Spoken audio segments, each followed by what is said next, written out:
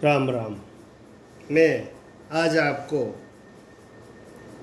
भावेशों के अनुसार विश्वामित्री दशा का फल के बारे में बताऊंगा कि जब लगन कुंडली में लगन के स्वामी की दशा आती है तो क्या फल होता है, और चतुर्थ भाव की दशा में क्या फल होता है, सप्तम भाव की दशा आती है तो क्या फल होता है, ये सब बता रहा हूँ। ध्यान से सुने। इनको भी दशा का जब आता है, समय आता है, तो इनको भी, इन बातों को भी ध्यान में रखना चाहिए कि ये भी कारगर होती है। कि लगन कुंडली में लग्नेश की दशा, यानी कि पहले घर का जो स्वामी होता है उसकी महादशा अंतरदशा में क्या फल होता है। लग्नेश की दशा में शारीरिक सुख, धनागमन होता है। दूसरे भाव की दशा हो तो धन लाभ होता है, शारीरिक कष्ट होता है। तीसरे भाव की दशा हो तो ये दशा कष्टकारक, चिंताजनक और साधारण आमदनी कराने वाली होती है। चतुर्थेश की दशा, महादशा, अंतरदशा हो तो दशा में घर, वाहन, भूमि आदि के लाभ के साथ माता, मित्र आदि और स्वयं अपने को शारीरिक सुख भी होता है। चतुर्थेश बलवान शुभ ग्रह से दृष्ट हो तो उसकी दशा में जातक नया मकान बनाता है। लाभेश यानी 11वें घर का स्वामी और चतुर्थेश दोनों दशम या चतुर्थ में हो तो इस ग्रह की दशा में बड़ा कारोबार जातक करता है, लेकिन इस दशा काल में पिता को कष्ट रहता है। विद्या लाभ, विश्वविद्यालय में की बड़ी डिग्रियां इस काल में प्राप्त होती है। यदि जातक को यह दशा अपने विद्यार्थी काल में नहीं मिले तो अन्य समय में इस काल में विद्या विषययुक्त उन्नति या विद्या द्वारा यश की प्राप्ति होती है। पंचमेश की दशा में विद्या प्राप्ति, धन लाभ, सम्मान वृद्धि, सुबुद्धि, माता को कष्ट और माता को पीड़ा होती है। यदि पंचमेश पुरुष ग्रह हो तो पुत्र और स्त्री ग्रह हो तो कन्या संतान की प्राप्ति का भी योग रहता है।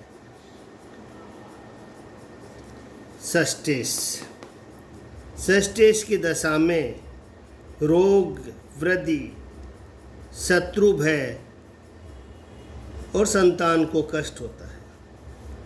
सप्तमेश की दशा में शोक, शारीरिक कष्ट, आर्थिक कष्ट, अवनति होती है। सप्तमेश पाप ग्रह हो तो उसकी दशा में स्त्री को अधिक कष्ट और शुभ ग्रह हो तो साधारण कष्ट होता है। अष्टमेश की दशा ये आयु का कारक होता है या मृत्यु का भय रहता है। स्त्री विवाह आदि कार्य भी इसी दशा में होते हैं। अष्टमेश पाप ग्रह हो और द्वितीयेश में बैठा हो तो बहुत कष्ट होता है।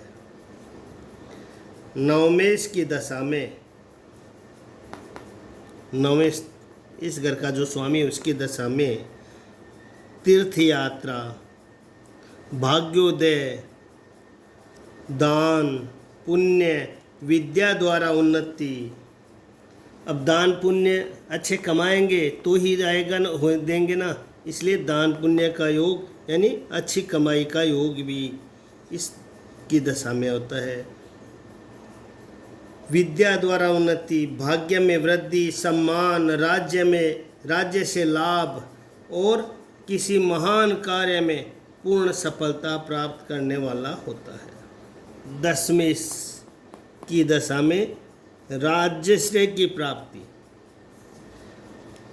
यानी राज्य में या राज्य सरकार में सम्मान,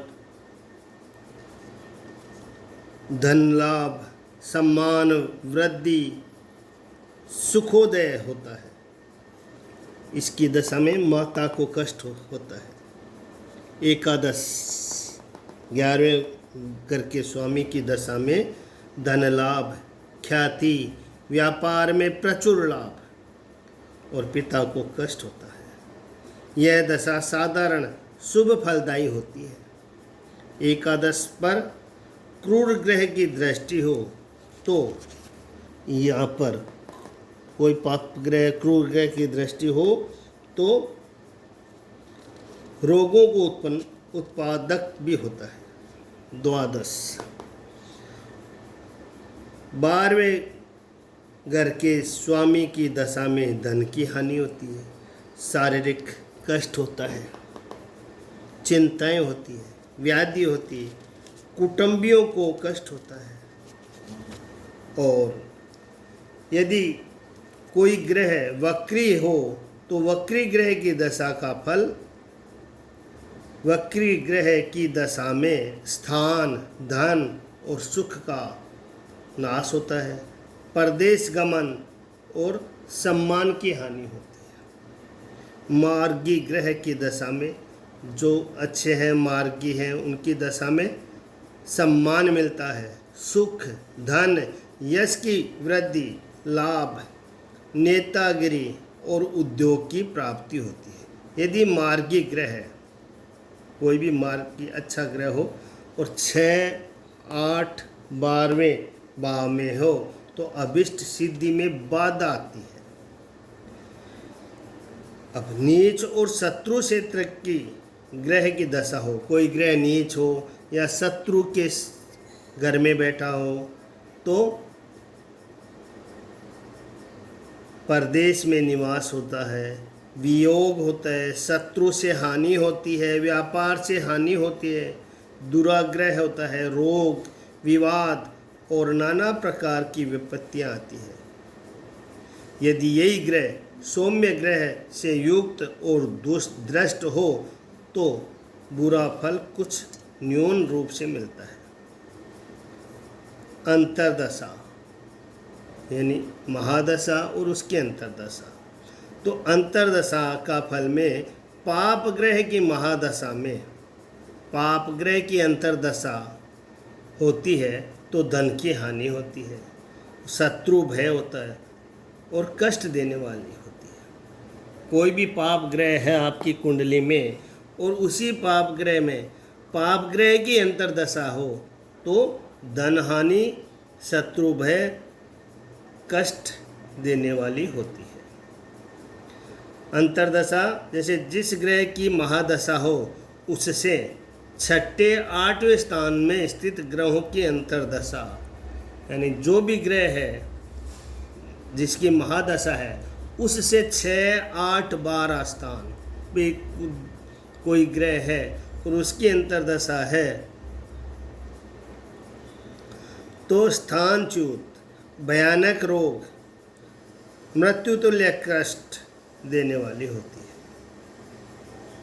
पाप ग्रह की महादशा में शुभ ग्रह की अंतर्दशा हो तो उस अंतर्दशा का पहला आधा भाग कष्टदायक होता है और आखिरी आधा भाग सुखदायक होता है।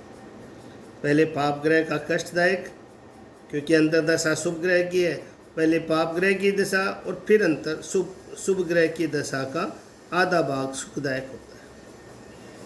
शुभ ग्रह की महादशा में कोई भी ग्रह शुभ ग्रह है और उसकी महादशा के अंदर शुभ ग्रह की अंतर्दशा हो तो धन का लाभ, सम्मान में वृद्धि, सुखोदय और शारीरिक सुख प्रदान करती है।